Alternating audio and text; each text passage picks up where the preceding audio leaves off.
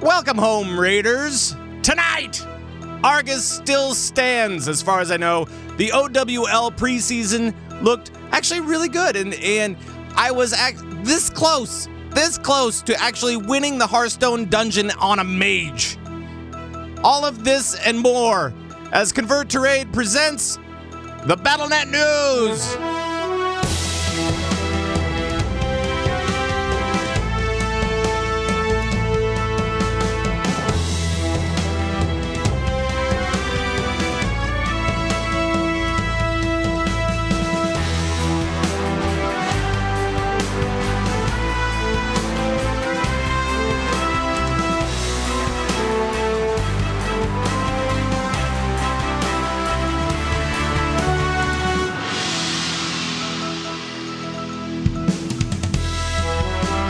Everybody, and welcome from the Battlenet News broadcast bunker in Minneapolis, Minnesota. Today is December 12th, 2017, and it is now 10:09 in the PM Central Time. Thanks for joining us, and my name is Pat Crane. I'm the host of this ding-dang show, and the players are here, so we will get to them right now. From Tauren Think Tank and other such shows, it's Jules Scott. Hey, Jules. Hey, you interrupted my headbanging, dude. Sorry. I did that last week, too. I know. Do it every week. It's just way too good. Yep. Way too good. Yep. So hi, hello. Welcome. And also from Lagging Balls, back for another week, it's Thyst. Hey, Thyst. What's a ding-dang show? It's a ding-dang show. What's a a ding-dang show. I don't know. I have no idea. It's better than just a dang show. It's a ding-dang show. What makes it a ding show rather than a dang show? I never say it's a ding show. It's a ding show. Welcome. It's a ding-dang show. So there. We'll just have to deal with it. Welcome, ladies. And welcome everybody from Twitch, and welcome to you guys wherever you're listening to us from. Thank you so much for picking us up. And we do actually have quite a bit of stuff to talk about this week because, like Mythic Race to World First, we saw the rest of it. Last week we saw just the U.S. version of it, and this week the rest of the world joined in, and yeah, and more. There's so much more. Oh my gosh, all the Hearthstone stuff. That's finally out. I talked with Joss last week. Hopefully you guys heard that show as well. Did a little special report on all the Hearthstone stuff. And now I've played it for a while, and I am totally tilted. What? Why? I'm totally tilted. Why Jules, are you tilted? You've been playing this, right? Yes. Yes. So I am tilted because I cannot do well on a mage, a warrior, and I think I've tried a couple of times with the shaman, and I haven't been able to win. So I'm just mad. like how far are you not winning? Like, are you getting like 6 or 7? 3 bosses in? Okay. No, it's not like 3 bosses. Well, actually, one time I was with 4. Okay. But that's because I didn't know how it worked. So. Have you tried getting good? Right. Ooh. And that's when you say, and that's when you ask that question, and then you end it with bro. Bro? Have you tried getting good, bro? Thank you very much. Now. So Jules. Yes, sir. Other than playing Hearthstone, actually, how have you done at Hearthstone, Jules? So I will say I haven't gotten a lot of time into it, but I played a good couple of hours on the mage, actually. Okay. And wound up getting, I actually had to stop because it was like 4 a.m. and I was really tired. I wanted to go to sleep. So I got like 7 bosses down before I had to just kind of go to bed. But I was having so much fun. Have you gotten the boss, the AFK boss? Yep. Oh my gosh. I was laughing my head off when she comes up and I'm like, she's not fighting. Yep. She's not. Yep. So I won't spoil it. She has a surprise ending on that one. It's I was very, very smart that I had gotten I'd pulled the Pyroblast card on the mage, and I had it, it's a 10 damage card, and so I had gotten her down to like 3 hit points or something before the end, and then all of a sudden there's a surprise and you're like, oh god, so at least I could end it. I'm having so much fun. I don't have a lot of time right now to play. Today, for instance, I didn't play at all because I was like, oh, I'm going to be on the show. I'm going to play all the Overwatch stuff so that I know what I'm talking about. I have to play all the hero stuff so I know what I'm talking about, to catch up with all the stuff that's changed in the last 7 days, because all this new stuff came out today. The beauty of doing this show on Tuesday. Yeah. Get it hot off the presses. Right. It's awesome. Right.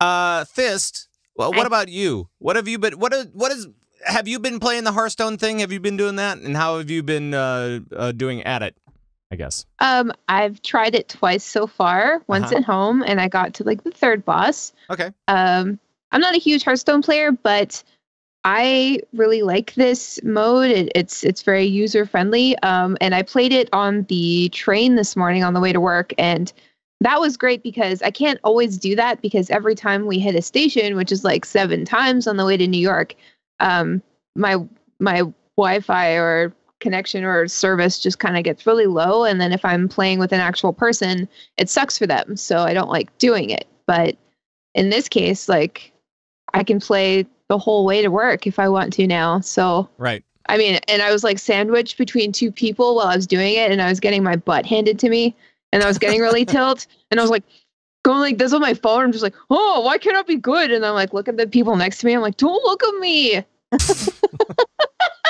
Good at video games. I'm just tired. Don't look at me. Jeez. Oh. Jeez. Yes. No, I'm good. What else has been going on? So last week we also saw as the raid team was doing some heroic stuff as well, right?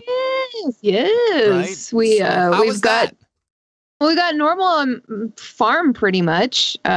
Just a few wipes here and there, but nothing to write home about. We got through normal in 2 hours. Yep. Which is good. And then we had a lot of time to try heroic, and it was pretty difficult for us, but we're heroic raiders, so that's where the bar is set for us, so we want it to be difficult. But we got the first 3 bosses down, or at least 3 bosses down, so that was, I didn't actually I didn't think that we would get that far, honestly, so I'm feeling pretty good about that. But yeah, how do you think that we did?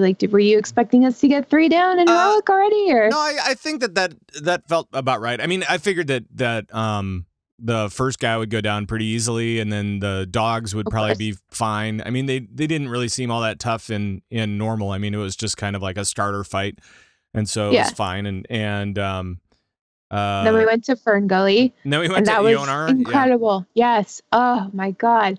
That fight, I love it so much. You know what? It reminds me of PvP, just because things are coming at you and you can slow them, and they're trying to get someplace. And as a mage in Battlegrounds, you're spending a lot of your time trying to inconvenience people on their way to go do something. Right. So, and you're using your mobility as well as your spells. And I got to spec into Living Bomb, which is what I use in PvP, and I know that's not what mages should be using, but I love putting dots on people.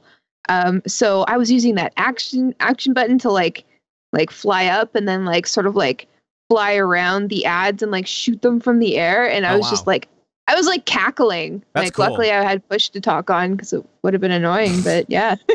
Right. I love that fight. Right. I, on the other hand, hate that fight.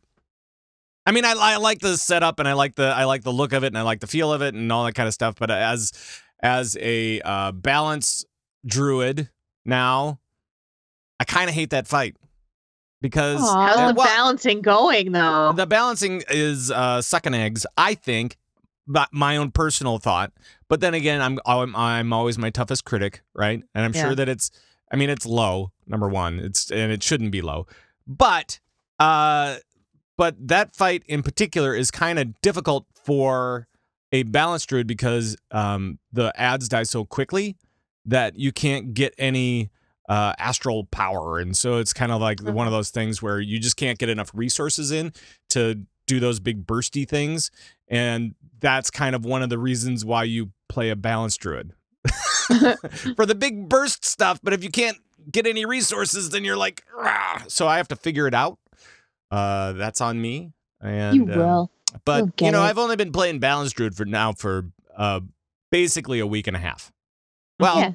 I guess Thank you. almost 2 weeks. Almost 2 weeks. So hopefully it'll get all figured out. If you guys have any suggestions, once again, for all of the balance things, please feel free to hit me up on Twitter or whatever. And thank you to everybody who hit me up on Twitter last week and told me about some important things that I might have been missing out on. Like some weak auras stuff and, whatever. So we're getting it together. Slowly but slowly. I don't know. Slowly. But Slowly. It's all coming together. And if it really doesn't work, I might do something drastic. I have a feeling. Okay, so here's my prediction. Yeah. My prediction is that Pat Crane is going to switch to Shaman. No. Because that's what Pat Crane does. Well, I love Shaman. Shaman's really good. I know you do. You love Shaman. And Enhancement's in a really good spot right now. And actually, everything is, but go ahead. You've always loved Shaman. It's good. So I have a feeling that you're going to get sick and tired of trying to figure out Boomkin, and you're going to be like, shamanistic, shamanin. Or if it's purely DPS, that you want me for, I could always dust off the old hunter. That's the other thing. I haven't actually raided as a hunter for forever. That's been a long time. Probably since Kata? No, Kata I switched to Druid, so it was before Kata. Wow. So there. So that would be cool. Yeah. So and I've always loved it. I just haven't raided as a hunter for a while. So who knows where it may land, but Zug the Hunter may make another reckoning on the World of Warcraft. Reckoning. Yeah, but it's spelled with a W. So it's a reckoning. It's because I just wreck stuff. Especially my rotation. I wreck it. I'm gonna wreck it. I don't know. So what else is going on? Anything? I think that's probably. Well, I mean, there's a lot of stuff going on. There's so much going on today, and we have so much to talk about. But yes, we do. But first, I do want to get to one thing, and that is I'm setting up the shot. Hold on 1 second. Oh, boy. All right. And that is the CTR Wintervale celebration. Yep. All right. All of that work for just that little bit. All right. So for the CTR Wintervale celebration, I just want to kind of remind everybody that what's going on with it. We do have a bunch of loot that we're giving away this week, or actually this month. Sorry, all through the month of December. You can win festive loot boxes. So it contains a lot of different stuff, and you'll see what I'm talking about in here in just a second. But we're giving away t-shirts, plushies, pets and mounts, HOTS Heroes codes, coloring books of all kinds. We gave away a hat today, a Legion Collector's Edition, WoW books, keychains. We've got a bunch of stuff that we're giving away. And big thanks to Blizzard and also to Jinx, because everybody who enters into the drawings will also be entered in to win a $300 shopping spree at jinx.com. So there. Woo! And if you want official rules and all that kind of stuff, just go to converttrade.com/Wintervale and you will see all of the things there. They're all laid out. So honestly, like all I want for Christmas is stuff from Jinx, really, and the gear store. So Awesome. that is like the coolest giveaway ever. Could you imagine? There's so much cool stuff. I've got a WoW hoodie from Jinx from 2009. I still wear it. Nice. And it's still like holding up. Like they got quality stuff there. They do. And they just came out with a bunch of new stuff too. So Oof. They're always coming out with new stuff. You know how it goes. Just like Blizzard. Yes, just like Blizzard. Okay, so now last week we actually, just to recap a little bit, we did a couple of giveaways through our Twitter account, and we also did one through the show. So congratulations to, I can't even say who these guys are. Let's see. I can read them. So Okay. we've got N. Ricari, Yeah. Ann underscore CTR, RWFRK, and Cosmic Cyan, who have won through our contest through Twitter and through the show. Big congratulations to those guys. Here, we'll do the big applause. There we go. All right. And it's really cool. And we've got more coming up in just a moment. And then we will also have more through our Twitter account later this week. We will have another posting, and it'll just say, "Hey, retweet this to win," and you can retweet it, and you get thrown in. You're automatically entered in to win free stuff from CTR. So and Blizzard and Jinx. So there. Yeah. This week, up for grabs, we have a Warcraft pack number 1, our holiday prize packs, whatever, loot boxes. Sorry, Warcraft Traveler book, which is kind of like the I don't know if you remember this. This was a few years ago. They came out with like a kind of like a kid's book, and it's really cool. It's really cool. We're also giving away in this same prize pack a Diva and a Hanzo hero in Heroes of the Storm. So a couple of codes for you, plus a CTR t-shirt. Nice. And then in another pack, we've got another Convert to Raid t-shirt, the CTR coloring book, and then also in this one is a Legion Collector's Edition. What? Yeah. Crazy. So we're giving away a Legion Collector's Edition, a CTR coloring book, and a t-shirt as well. So those two are on the block for the show. And last week, we had our winner of our winners had to tweet at us #CTR. What was it? CTR lazy. CTR lazy. And remember, the hashtags will be slightly different than what John says in his little thing. So make sure to pay attention, because we had some people that just did #lazy, and sorry, that's not an entry. You have to do. Way to go, John. You have to do the hashtag that we say, which is usually a CTR in front of the word. So it's going to be #CTR something. But let's find out from John what it is right now. Hi there. I'm back. This time I'm a little more festive. Hanging out at home. I've got my festive horde mug with a festive horde beverage in it. Let's take a good sip of that. Festive. I can't lie to you. It's empty. I just grabbed this cup.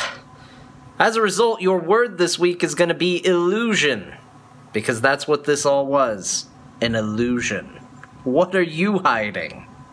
All right. So thank you, John. And so that means that our word of the week for you, the hashtag for the week, is #CTR illusion.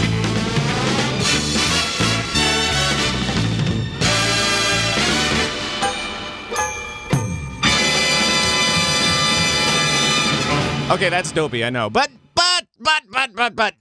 #CTR illusion is the thing, so make sure to tweet that at the show, at Convert to Raid, on Twitter.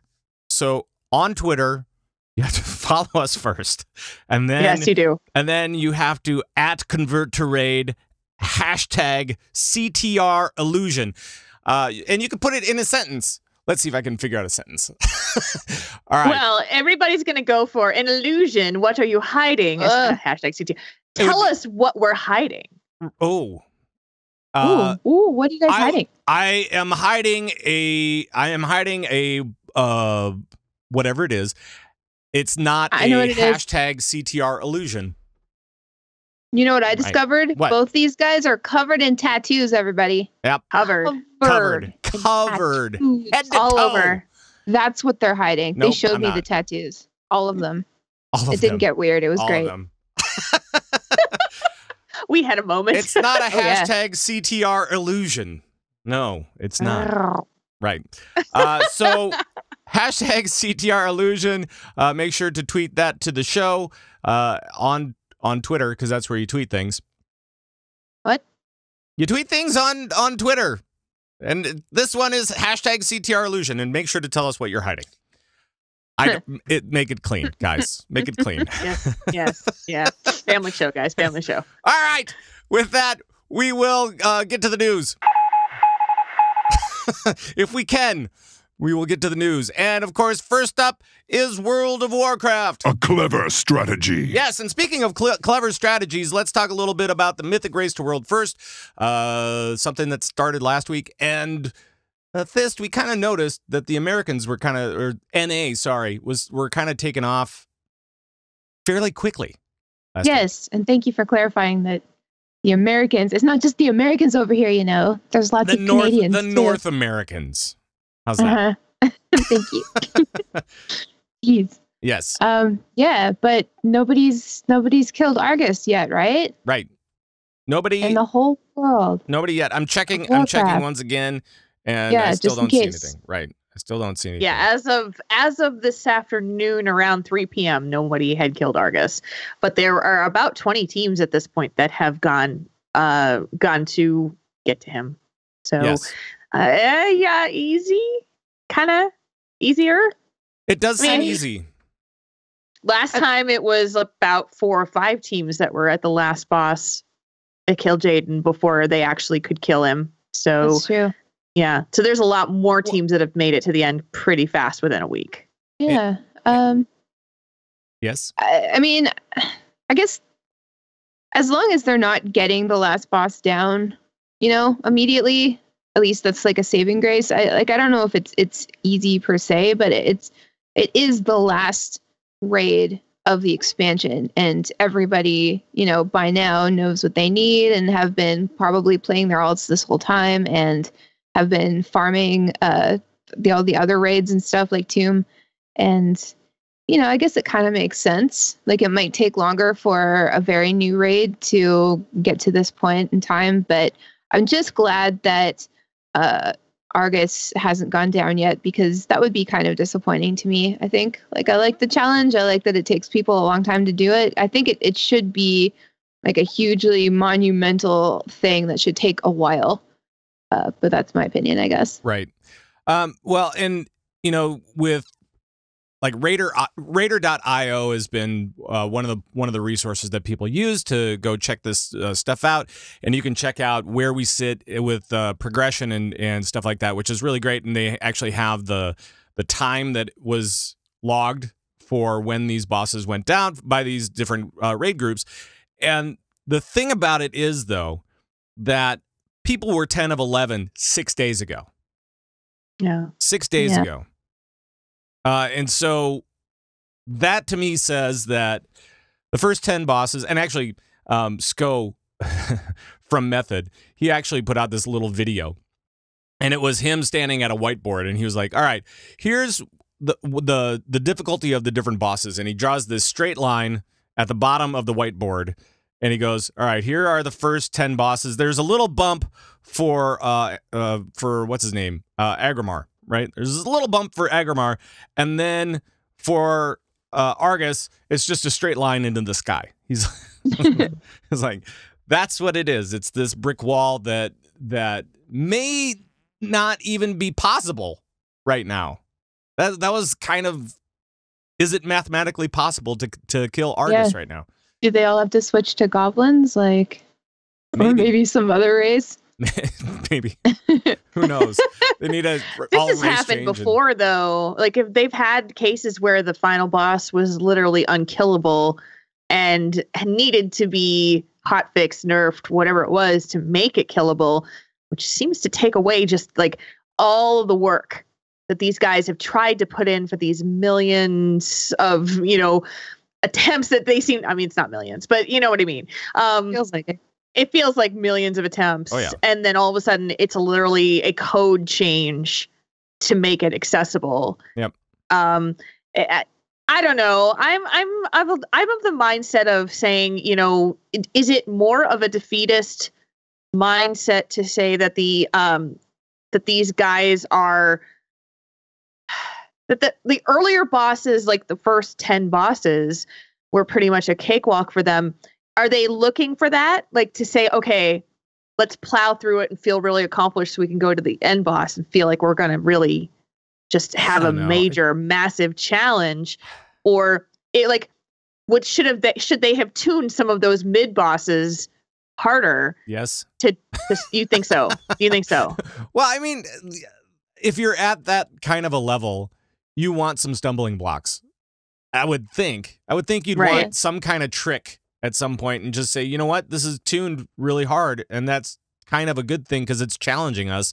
That's why we're playing this challenging content, to be challenged. And if you're just blasting through the first 10 bosses basically in a day, that to me is saying that somebody, I don't want to say that they weren't doing their job, but they weren't tuning it correctly. But are they out of ideas that they haven't seen before? That's my question. Is like the mechanics. Are these guys so experienced that they can't even like come up with mechanics for these earlier bosses to make it more challenging? I think that the mechanics are actually there. I think that mechanically it doesn't feel like Tomb of Soak Garrus, where all you do is you see a puddle and you stand in it, right? There's actually a lot of new things this time around. Right. So I think that it's like no matter how many times the WoW team tests these things, like they're still not, the typical player. And neither are these like world top best teams ever either. But we need people who are this good and this dedicated to go through and to check these things, because ultimately these raids are for everybody who wants to try it. And if it is impossible, this is the only way we're going to find out. And it's the only way that the WoW team can fix it. Right. So in a way, like it might be really, really frustrating for them, but they are doing the rest of us a service. So. Yep. And I see that Cell in chat says, I actually wonder if Blizz's testing team was able to down the boss. Sometimes, it's funny because I don't know exactly how the PTR testing goes for each of these bosses. Some of them don't get tested on Mythic from the general public. So, and this may be one of those cases, because usually the later bosses are those ones that they kind of hold a little closer so that people have to figure out what to do, So it could have had limited testing. That's true. That is a possibility. Yeah. And we've seen it before. Like you said, Jules, we've seen it before where the last boss, what was it, Raw Den back in the old day, and you're going back a ways there. Yeah, well, I got to go back a little ways. But I mean, it's bosses like that where it's out for a week or two, and then they go, oh yeah, let's just tune that down just a little bit.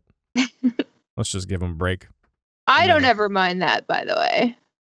Just like if this isn't performing the way that Blizz thinks it is, then it needs to be fixed. Like I trust Blizzard. I only sometimes mind it. I don't mind. It's only when they do it too much, it's just a little much. But I want it to be doable, Yeah. Right. I want to know that there's a chance that I could maybe someday do it. And yet you also want it to be kind of challenging, because it's supposed to be challenging. So yeah, I don't know. It's a strange. Maybe if you've never been in like a top raid team, maybe I don't know. It's just like it's a weird place to be. Like you work so hard, and sometimes like you have to go in knowing that maybe it might be impossible and it might just get nerfed, and then all the hard work that you just did was basically for nothing. But at the same time, you're helping other players and helping out Blizzard, so you have to have a love for it, and it's the same kind of love for the raiding content that you have to have if you're going on multiple raid teams and doing the same raid with different people every week, or you're going into LFR on the side to get essences and AP, or you're helping running your friends through it, like you just have to find out what you love about raiding and hold on to that, whether it be the people you're with or the content or both. So yep, you're absolutely right. You are. Yes. And hopefully, I mean, maybe it is a situation where they just need to gear up. Probably not. I mean, these guys are already pretty geared up. Probably not. So maybe they need to get the tier bonus Probably not. Probably maybe they not. need to get the new trinket, and probably not. I mean, these guys I don't think you can use a get awesome. good on this group of individuals. I just don't think that's a really maybe they good just thing. need a little. Probably not. No, they're good guys. But they're now able to go through another lockout right now to gear further back up again. And so it's an interesting, yes, they didn't kill it on the first round. So if they go and they grab some more loot, is that the key that's actually going to turn the tide? More DPS? Makes sense to me. Yeah. So will we see a kill this week? I'm going to predict yes. Someone's going to figure it out. Yeah. I mean, that final boss is basically just like chaos, and you need to know exactly what to do when it happens. Like there's stuff on the ground and orbs, and it is no joke. I mean, even three on normals, things that it's can no potentially joke. kill you. Even on normal, it's no joke because it's still hard. Because when you use death as a mechanic, that's the weirdest thing ever. So yeah, and it's weird because it you can go ahead and die and come back to life, but you have to use it sparingly. Like you're not trying to die, you're trying to stay alive because like that tree juice ain't gonna be around the whole time. Right. But it does something weird to people though. It's like, I can never die. I can never die. I'm going to be reckless. I'm going to stand in everything. It doesn't matter. Mm-hmm. Maybe there'll be just enough juice left for me to get back alive, and you have to fight against that. And there's always there's always one or two guys that are like, I'm just going to push the limit. And then they push the limit and they're done. They're just dead after a while. And then they realize there's no tree juice left. Right. There's no tree juice. No juice. Nope. In the tree of life. Got no juice. Maple syrup, though. You can always tap it. Tap the tree, I mean. That's what it's called. That's like an actual term. Right. I'm just going to leave that hanging just for a second. Tap it for the syrup to come out. Yep. So sweet. Just tap it. All right. Next up, there was actually a tweet from World of Warcraft that is kind of fun. I like this. I like this kind of stuff because they're revealing this week Thursday. They are going to be revealing quote, our exciting PvP and PvE plans for WoW eSports in 2018. And so for that we say thank you. Yay! We've got stuff to talk about next week. No, I'm just it's always you get into this time of year and you're never sure exactly what they're going to talk about next, but this will be good. This will be very good. So Thyst, hi. Now you're into the MDI, I know. The Mythic Dungeon Invitational. And and you also play a lot of PvP. Do you watch a lot of PvP? I only started getting into PvP this expansion, and then I got into watching it because, once you start doing it, it's easier to sort of translate what you see. It's watching WoW PvP is tough, and it even as somebody who PvPs a lot, I can still only really kind of understand what mages are doing. And that's on my end. Like I could PvP on other things if I wanted to, and probably learn that. But it's tough because it's so fast paced and there's so much going on. And if you don't know every class and spec and spell, it's gonna be tough for you to get what's going on. And that doesn't make it any less interesting, but it just makes it harder to get into. Right. But that being said, it's still insanely exciting, and it's a good time. But the MDI, on the other hand, if you play WoW at all. At current with current content, like at endgame stuff, you're doing dungeons, you have to do dungeons. Yep. And so you're watching basically the Olympics of dungeons, and it is so freaking cool to see just all these people come up with all these different ways to get through the dungeons, the most optimal way. And you can't deny how exciting that is, especially when it's just people going up against each other and time limits and deaths and wipes. When a whole team wipes, it's how a horrible car crash in NASCAR is oh God, it's so horrible, but I can't look away. Whoa. Assuming nobody gets hurt or anything like that. But yeah. Of course. Right. So Well, honestly, like whatever they announce on Thursday, like I'm stoked for it. But if they don't announce the MDI, I'm gonna be really depressed. So one of the things that might be kind of cool is when you take a look at what they announce on Thursday, it might also kind of reveal when stuff might go down with the next expansion as well, right? So we may, hopefully, it'll give us a little peek into where they may be headed with the next expansion, unless, of course, they're planning on running like plus 30s for the MDI. You know, it's a plus 30 lower. Oh, dang it. Oh, we did a few of those yesterday, didn't we? Not plus 30s, no. Oh, that was like a 9, wasn't it? Yeah, it was and those wasn't that upper or was that lower? Anyway, it was upper. Nobody does lower anymore. so much fun, so trippy. And it was a good time. So yeah, but you know, if we hopefully the schedule will be kind of that where we can hopefully see something, especially with the MDI. With the Mythic Dungeon Invitational, my guess is that whenever it's going to be, if they say what date it's going to start, that it'll probably be telling of because where we're at. It's going to have to be either the same dungeons that we are seeing like now with Legion, because everybody already knows them, or it's going to have to be well after we are introduced into like at least six or 9 new dungeons in the next expansion. So I guess that makes sense. So maybe we've got a little while to wait for the MDI, because I don't know if they would bring it back with the same dungeons, but it would be pretty sweet. I just, if anybody's listening and you didn't watch the MDI, just give it a chance, because it's so easy to get into. It's so cool, and it's just hype inducing. It really is. Really. Yeah, I know that they need to ride that momentum too, right? Yeah, it was so. If we're thinking, even if the new expansion is coming in 6 months, I would say he's still got room right now to do an MDI. Oh yeah, in like the spring. Yeah, get people qualified in like February and get them playing in March and April for the competition, because people want it. They're hungry for it. It was a cool event and people were super stoked. So like, why wouldn't they do it again? Yeah, listen to Jules, Blizz. Yes, she knows what she's talking about. Please. Yeah, smart. Yeah. I like what she's saying. Right. So I guess we'll see exactly what happens with that. That's on Thursday, so be looking for that announcement there. There is another announcement as well, and that is about our good friend Celestalon, who's a good friend of the show and a buddy, and you know, I see him at BlizzCon, and I'm always like, "Hey, buddy," and he comes up and he gives me a big hug. Aww. And it's like, "Aw, so nice." And he always hangs out at like the CTR party at BlizzCon like all night.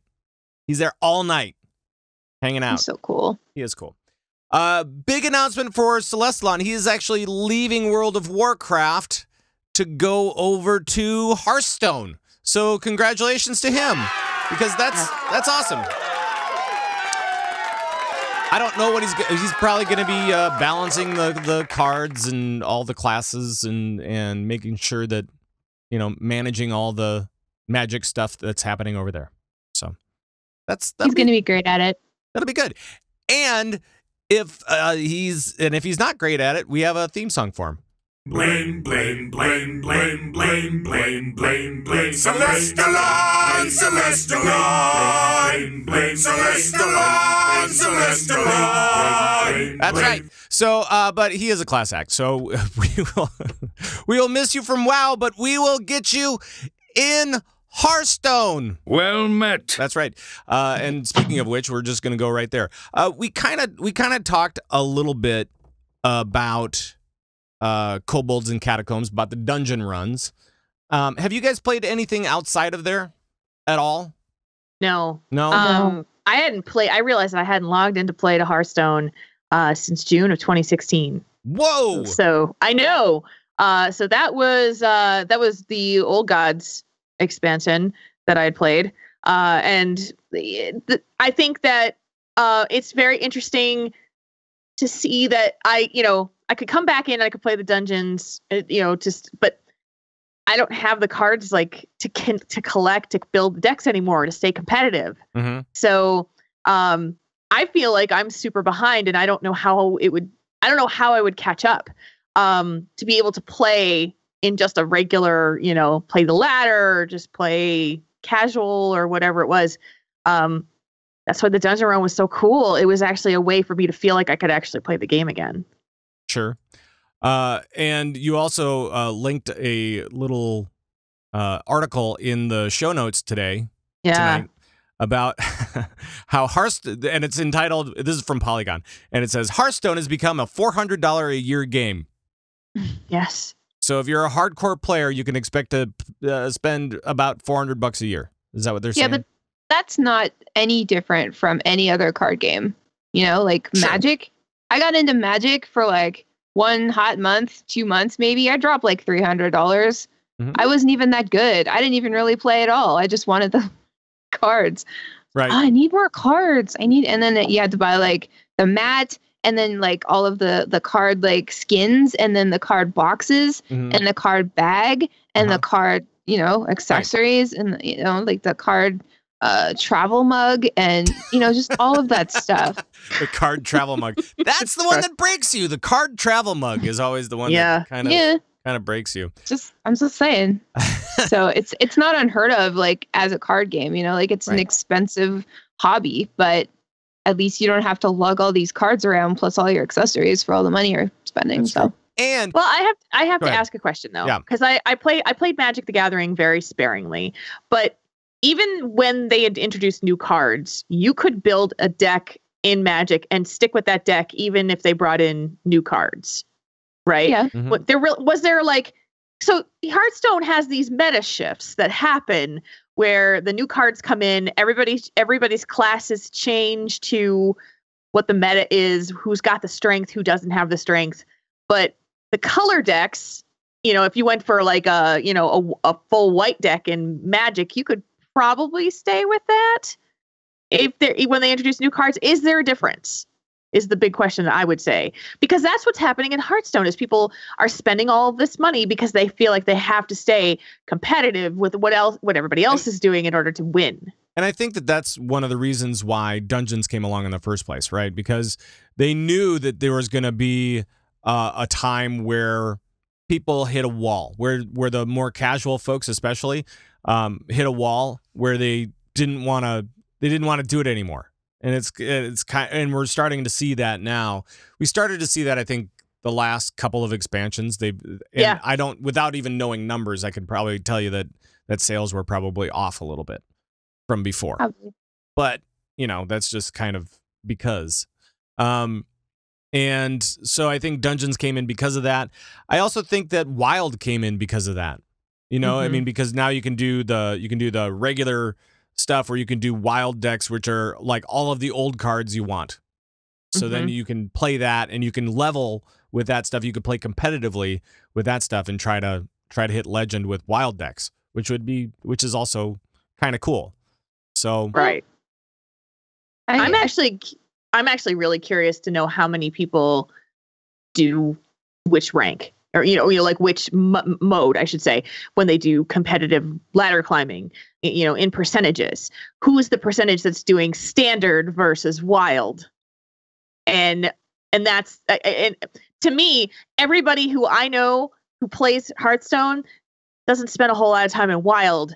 They're going with it's the standard, sure. the standard meta. So I don't know. Here's me talking out of my butt because I'm not a Hearthstone player, but it's just kind of a curiosity thing now that I've seen what the dungeon runs are doing, and I can play this game without feeling like I have to be competitive in terms of building decks. I'm very happy. I like the single player mode. It feels fun. It feels like I've got replayability, and I don't have to like worry about all the number crunching and the who's got the best deck and who's to counter this deck that's out there that's super popular. So I don't know. I just think Blizzard was freaking amazingly smart in doing this because they just got a whole bunch of people interested in their game again. Yeah. Yep. Right. Exactly. Yeah. This is the mode that Hearthstone should have had the whole time, honestly. Yeah. And hopefully with all of this positive feedback and people like coming back and actually playing again and not feeling pressure to spend money or anything like that, maybe they'll add more stuff like this. And Maybe. I would be happy to support Blizzard via Hearthstone. If I could do that, without spending the $300, without like worrying about buying new cards and stuff like that. Maybe I could just, worry about cosmetics or like cool things that I could do in the dungeon that I could buy instead. Sure. I don't mind that. Sure. Just like frivolous little things. Because when there's less pressure to buy things, then you want to buy things more. Right. Or at least that's me. Well, and they do have it so that you can complete quests and get gold, and then with that gold you can buy packs, which is always helpful because when the new expansion hit, I think I was able to buy, I think it was like 45 packs. Mm-hmm. Yes. So I mean, I just saved it up because I knew that an expansion was coming out, and I just played my dailies and did my thing and was able to get a bunch of packs for free, which is always nice. Because I'm not necessarily spending money on it. No, but I could see them going into a mode where now you've got the dungeons that are free. And then if you were wanting to continue to be a dungeon runner, you could buy a boss expansion to get more bosses to fight. Yeah. So, yeah. And then there'd be more achievements and card back options and that kind of thing. That could be the way they monetize it. Don't let Blizz.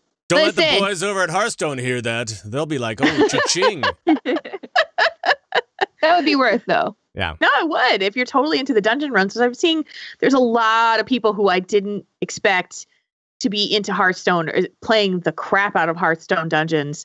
There's going to be people who are like, give me more challenge. I want to do more of this. Well, here you go. Get more challenge. Right. Spend a little money. Right. Well, even Scott Johnson was saying that he was playing Hearthstone. Right. And he hates Hearthstone. I mean, like before this, he was like against Hearthstone. I don't think he was really against Hearthstone, but I think that he was against him. He punched Ben Brode in the face. Right. He was just. Yeah, he was. No, he didn't do that at all. This start rumors. but I mean, he's not a Hearthstone player, and he has been adamant vocally about it.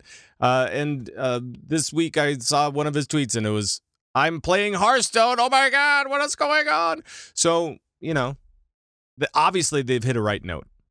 Yes. So. That's good, and I want them to keep going with that because anytime we're having fun in any of the Blizzard games, I would like to encourage more fun. Oh, yeah. That's it. Anything else for Hearthstone stuff?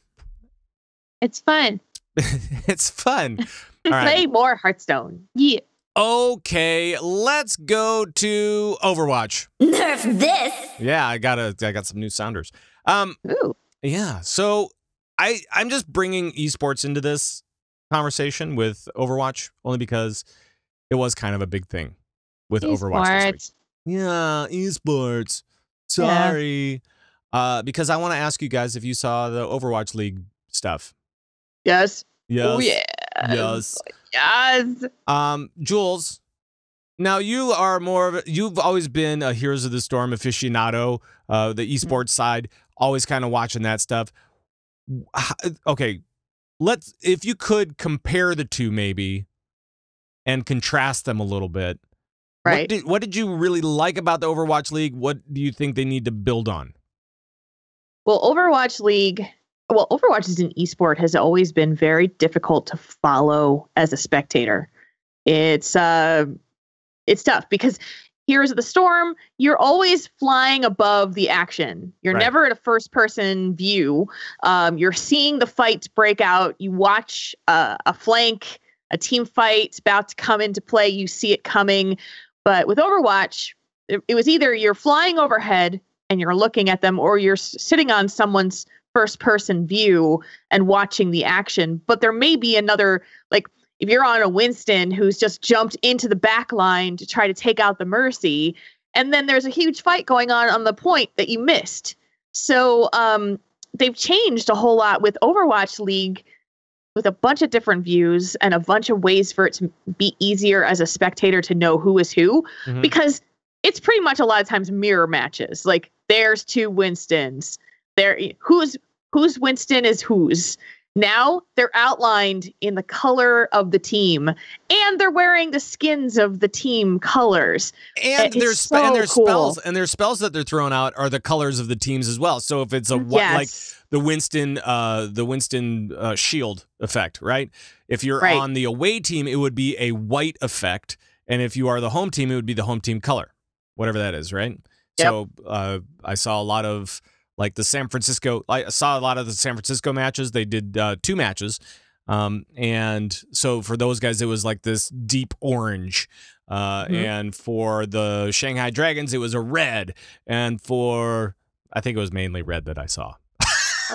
The Gladiators had this really pretty lilac color. Oh, nice. I like that. That was nice. Nice. That's so pretty. That's pretty. But Jules, overall, did you like what you saw? Oh gosh, it was incredible. Like the production value is insane. The stage for crazy. Like, oh, that was awesome. They just had this really cool. And then Pat and I had gone to do the Minnesota meetup, and on the way home, I'm like, dude, did you see the overhead, like the CGI map where they're moving around on the map, and you can see where they are on the map, and it's not even them, it's just the CGI representation of them. And he's like, dude, yes. Yes. This moment of like, it's like having a total geek out. Like, that's so cool. I was like, Jules, calm down. It's okay. Everything will be fine.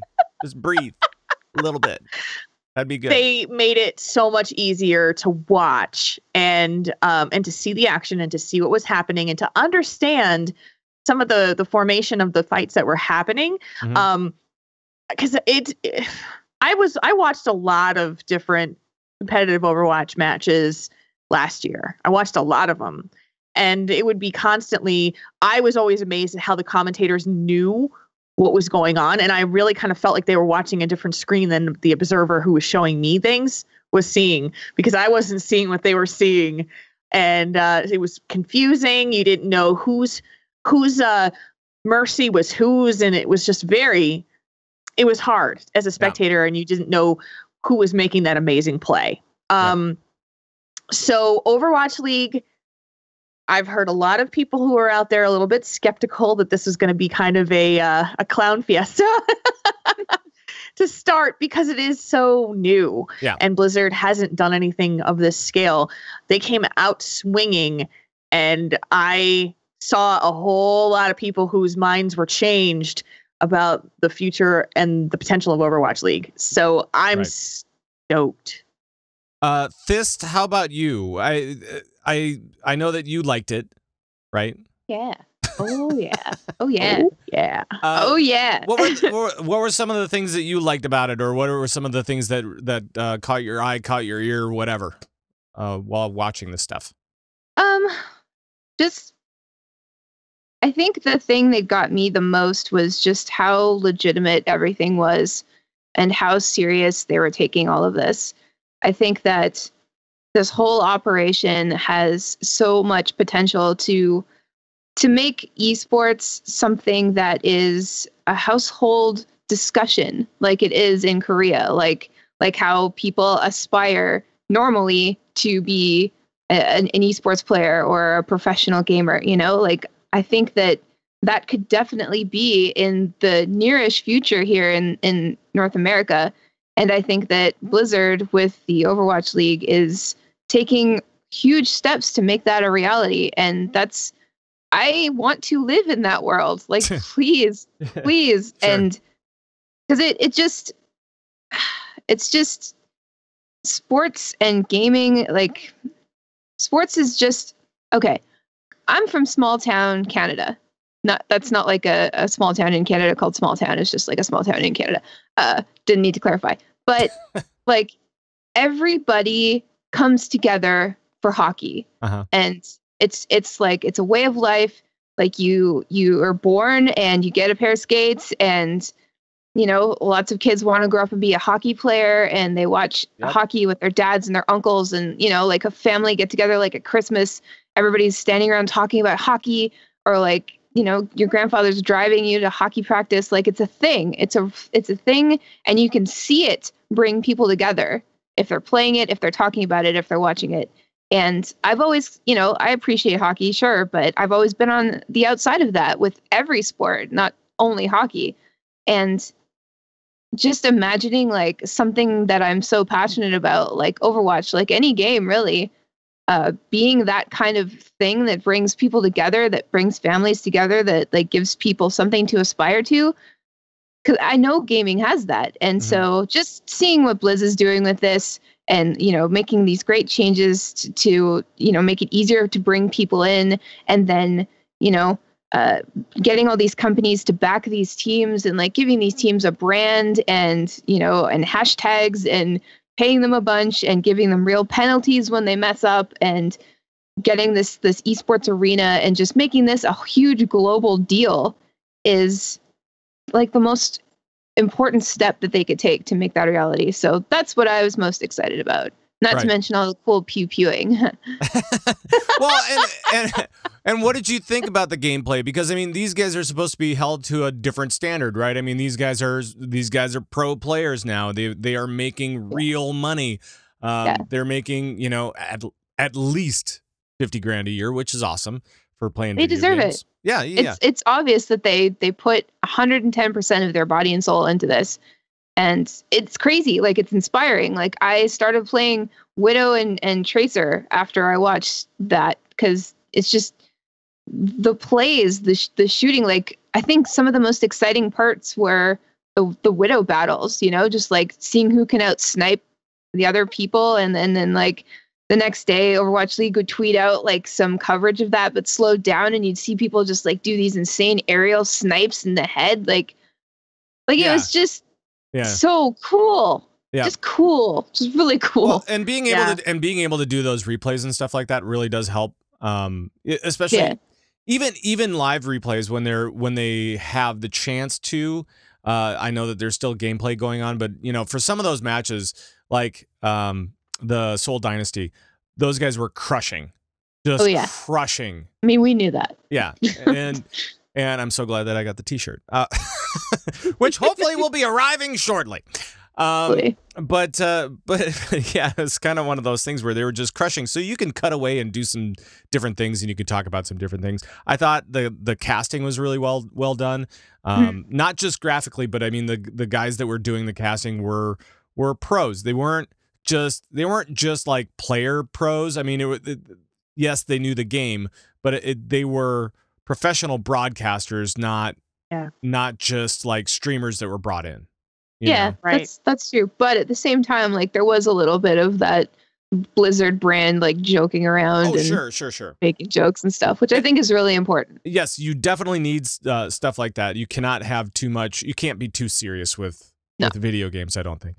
But they did a really good job on all aspects of the production, including afterwards doing the game recaps for each of those individual games that they had to play.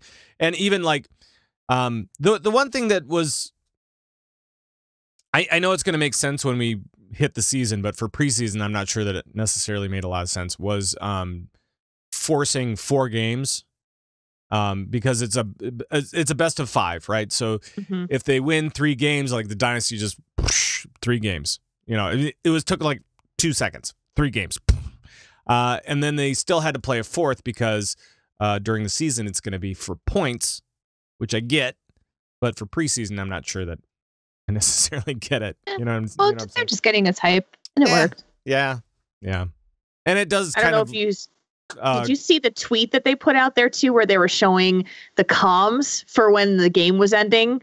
That is a nice, super awesome touch, because I've seen this with HOTS too, where they've actually shown you and let you hear the comms between the players and how they make those super lightning fast calls and how they're switching targets like immediately.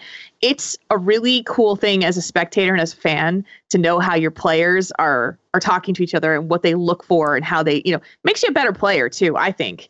You know, communication in your normal games is, I think it improves. Like if you're going to repeat yourself, like it's this whole esports thing, Winston. Yeah. You know, diva. It's like you have to yell it like 4 times. Yeah. Like I'm not going to understand you unless you repeat it a few times.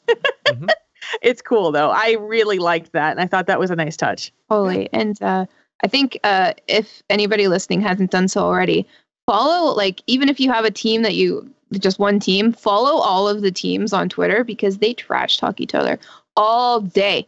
It is great. Like, it's so juicy. Like, they're just like memeing at each other. Like, today, I think it was, Fusion was doing something and Valiant came in and, like, you know, said something, and then Fusion said that their Mercy skin looks like corn because it's like green and yellow. You know, it's just like memes like that. It's really funny, and it just like it fires up this like rivalry and this hype, and I don't know, it's wonderful if you like that sort of thing. Right. I do. Right. That's cool. That's very cool.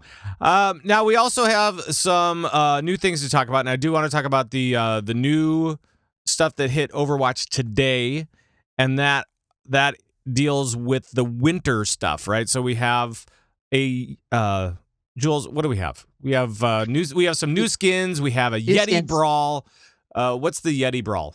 What is that? So this is the new brawl that they introduced, where you are playing kind of the PvP style, like, but it's, what was that game? I can't remember the name. You guys are gonna like, it's gonna drive me nuts now.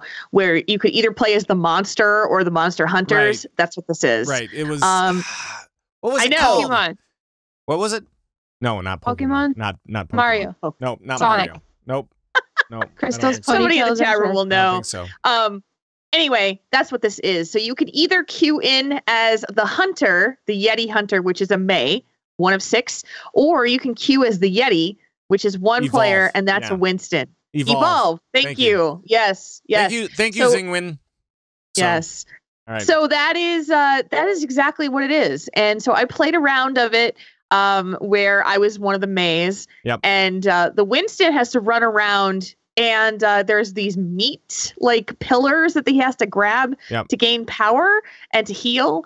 And so if he goes around and he gets that, like, he's getting more powerful, and you're kind of screwed.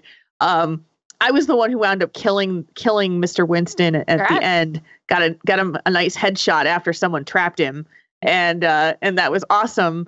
But I don't know, it was kind of lame. I guess I was just saying it was kind of boring. You only played one round? I did only have time for one round. I had to play. I was like, I'm gonna win. So I played. I think it was 4 rounds. Now, did you play as Mei or as Winston? I played as Mei because I was like, I don't want to play as Winston. I'm gonna lose as Winston.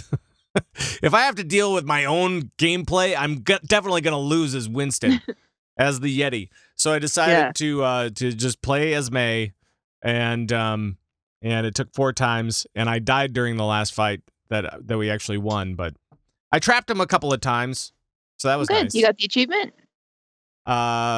What's the achievement? Is it just winning? If Winston steps in your trap, you get an achievement, and I think you get a spray. Maybe called Yeti Hunter. Yeti Hunter. Maybe I did. I don't know. I got it. I don't know. I trapped the Yeti. I know I trapped him. Why does that sound dirty? Oh, because I trapped a Yeti last night. Remember? Yeah, that's why it sounds dirty. Yeah, I remember that. How you doing? Sounds like a really weird song lyric too. I trapped a Yeti last night.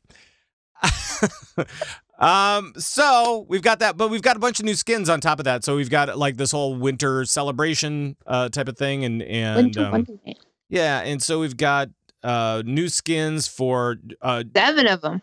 Yeah, and the best one is Junkrat, in my opinion. No, Sombra skin is amazing. The Sombra skin is amazing. Actually. I'm kind of partial to Anna's snow owl skin. Yep, that is cool. Birds. Junkrat skin is a beach skin because he's from Australia. So, of course, it's summer. Yeah. And he's that's actually really freaking smart. I saw someone that was on Twitter was like, "Thank you for actually representing the fact that we are in summer when Christmas is happening," because everybody doesn't see that. So maybe he'll get a winter skin for the next summer games. Maybe that would be hilarious. That would be great. I would like it. Although, you know what? It's warm there all the time. It doesn't matter. It's Australia. It's always warm. That's good.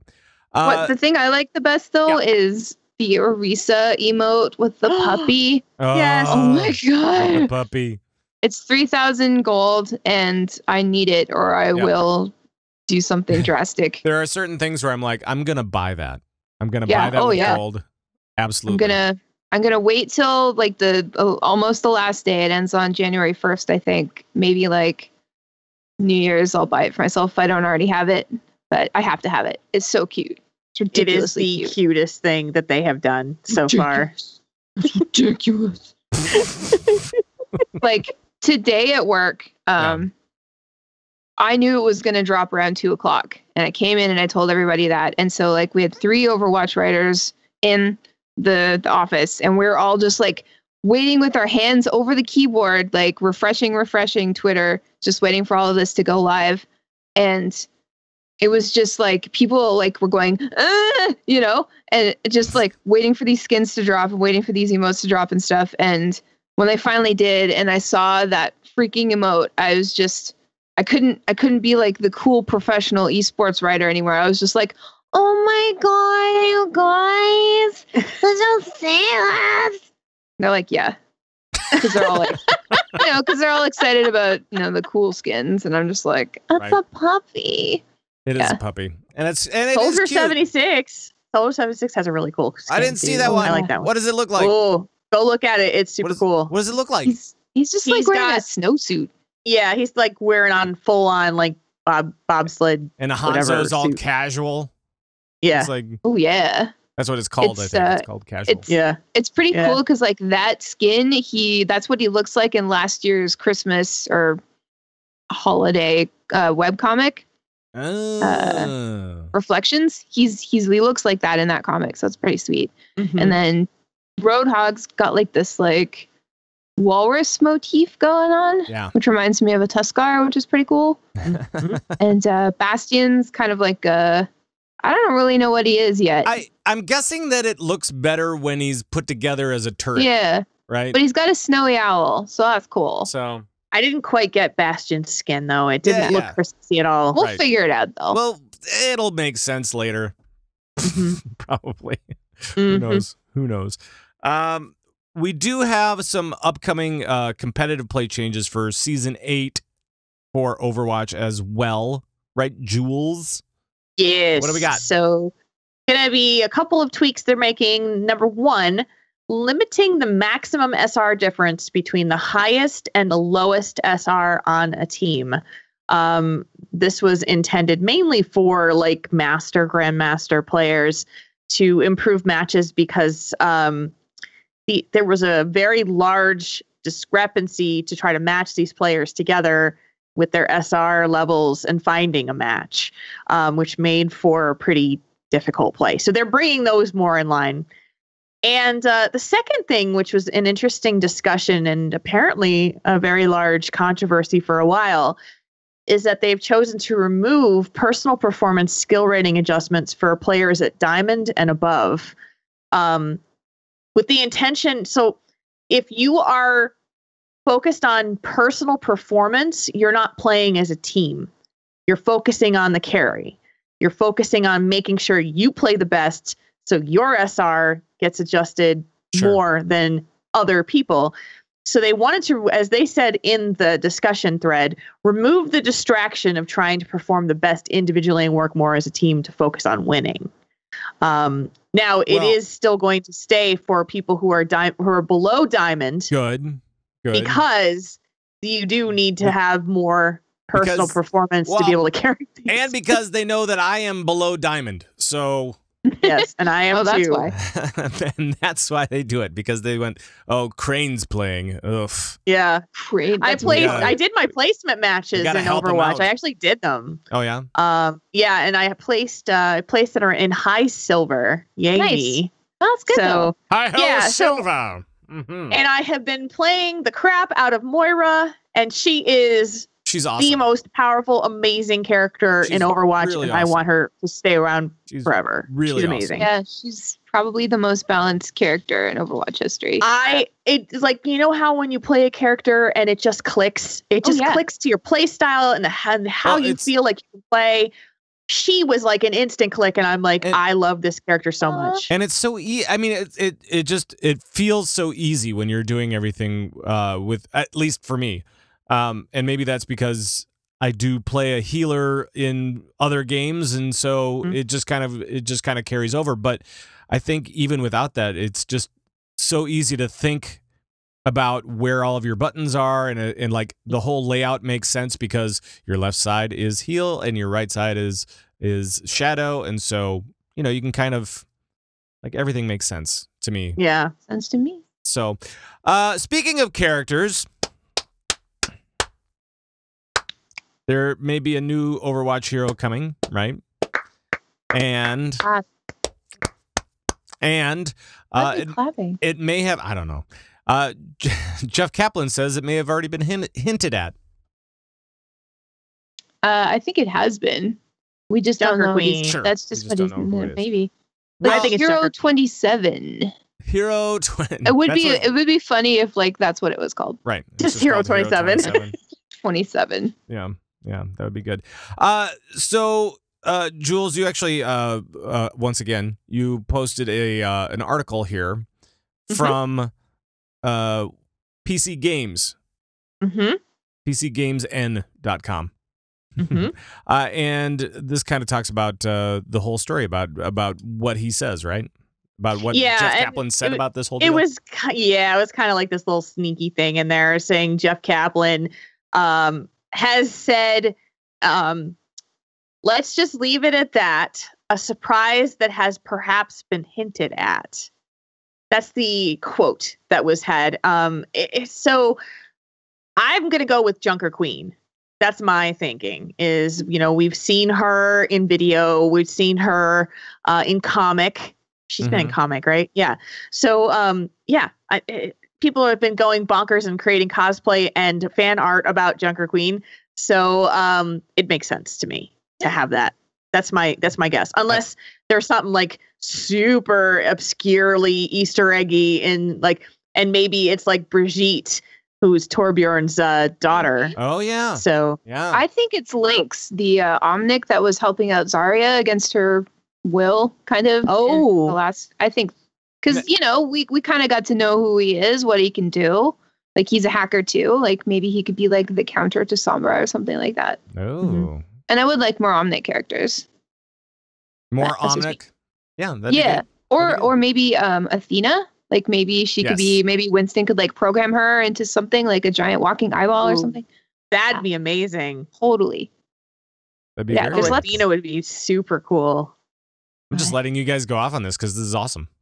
So could you imagine like you go into like Athena can basically get into the walls of whatever is happening in those computer-based terminals and change the man, that would be really cool. Like, go into Horizon and start changing all of the computer terminals. Yes. Oh, that would be amazing. Oh my God. That would be Let's amazing. do that then. Yeah. Okay. What about Tracer's girlfriend, Emily? What if she has powers we don't know about? Maybe. That'd be cool. By the way, did you see Tracer in the Player One trailer?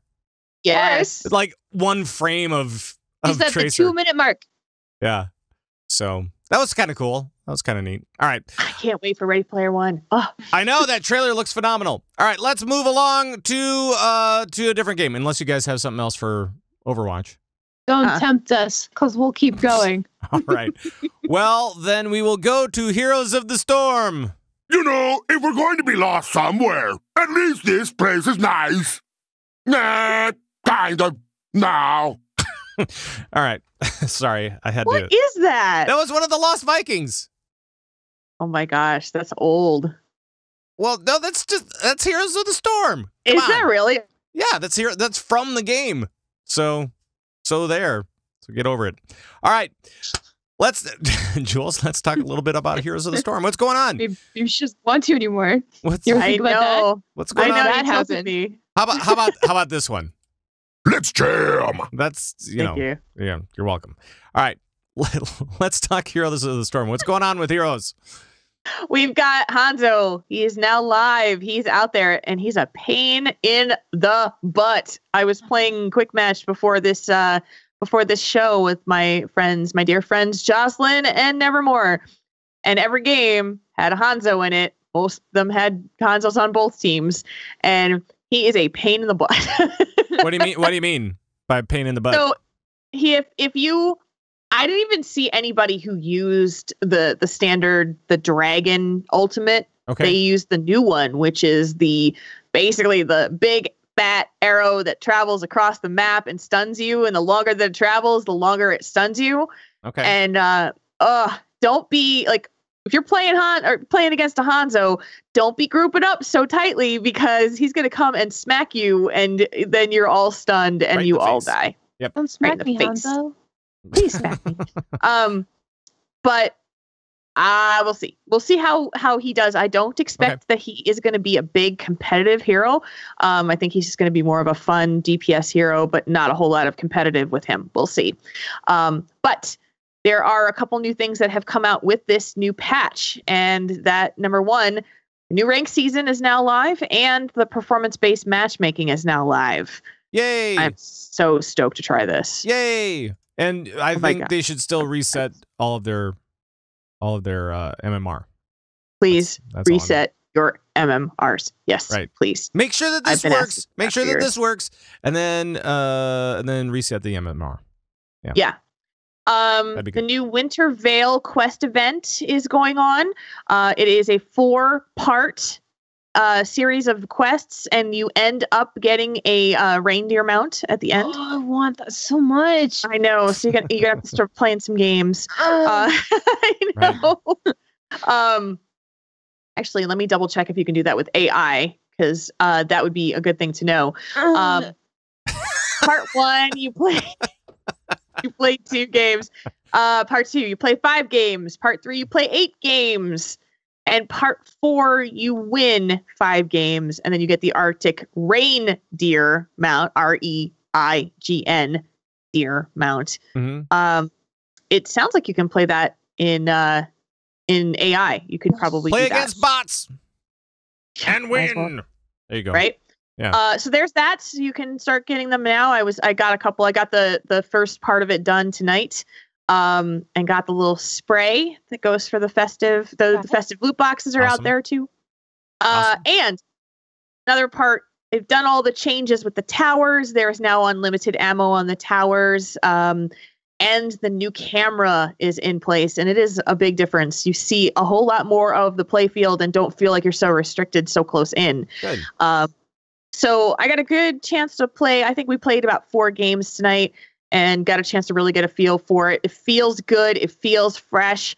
I'm going to be really excited to see about the performance-based matchmaking, if that makes it feel a little bit better in competitive, because I haven't played competitive in probably a year and a half now. Wow.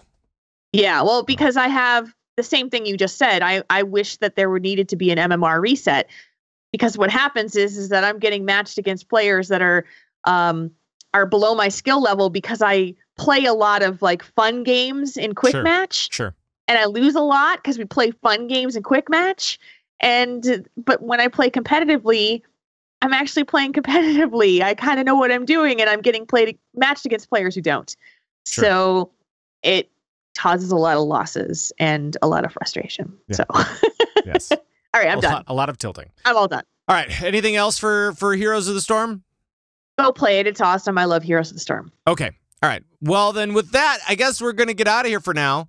And so I'll play that music. There we go. And we'll talk a little bit about where you can find the 3 of us and all that kind of good stuff. And we'll start with Thyst. Thyst. Hi. You have a show. You have a show called Lagging Balls, and it's about all of the Blizzard games, and it's about fun times and so on. Yeah. It's about fun times. You can have fun time listening to it if you want. Sure. Or alternatively, you don't have to. I mean, it's subjective, right? Sure. It is subjective, as we learned last week. Where can people find you? You can find me on Twitter at Thyst03, and you can find my podcast at laggingballs.com. It is explicit. Wink. It is explicit. There we go. And Jules, you have the exact opposite of an explicit podcast with Tauren Think Tank, which is about like the Dear Abby of video games. Yeah. It's great. Yeah. It's great. I mean, I occasionally swear on that show, so it's not like, Well, we're not Pollyanna. A little sure, bit gangsta. Sure, right. But where can people find you? So you can find me on Twitter at JulesRPG. You can find me at Tauren Think Tank, TaurenThinkTank.com, and you can also hear my segments about the Heroes Global Championship League on Nerf Thyst, the Turner eSports podcast about all things eSports. Right on. And you can find me at Pat Crane with a K on Twitter and pretty much anywhere. In game, you can Especially find me as in the bushes. Crane. What? Anyway, I'm going to bail on that, and then I'm going to play this. All right, let's just get out of here. Now, you guys can join in our conversations at any point. You can email us, convertraid@gmail.com. You can call and leave comments and questions on our raid line, 612-787-RAID. You can join the Bazubu Guabo Nation by heading over to convertraid.com, where we have show downloads, our Discord info, videos, audios, and so much more. Guild stuff as well. It's all over at convertraid.com. And don't forget this week's word. If you're going to be tweeting us at all, at ConvertToRaid on Twitter, and make sure to use the hashtag CTR Illusion, and you can be put in for all the wonderful prizes that we have for you this week. There we go. And yeah, that's about it. We're also on we're on the internet, so you can find us. YouTube, Apple Podcasts. We're now on Spotify. Look at that. Spotify and where else? I can't even remember. We're everywhere. So just whatever your favorite podcast listening device is, just find us. You'll do it. It's cool. Convert to Raid is produced and distributed by Signals Media. Make sure to check out all of our friends at the Signals Media All-Star Network at signalsmedia.com. And that's going to be it for the show. Thyst, Jules, thank you guys for joining me tonight. Twitch chat, thank you guys for helping out as always and being a fourth chair for tonight. And thank you guys. No matter where you're picking us up, we really do appreciate it. And thank you so much for tuning in. We will see you next week for our final show of... Is it the final show of the month? Yes. I think it is. Wow. Yes, it's the final show of the month next week. Final show of the year next week. Oh. Final show of 2017 is next week. So we will see you then. Until then, for Jules and for Thyst, thank you guys, and bye-bye, everybody. Bye-bye. Like, bye-bye. Bye.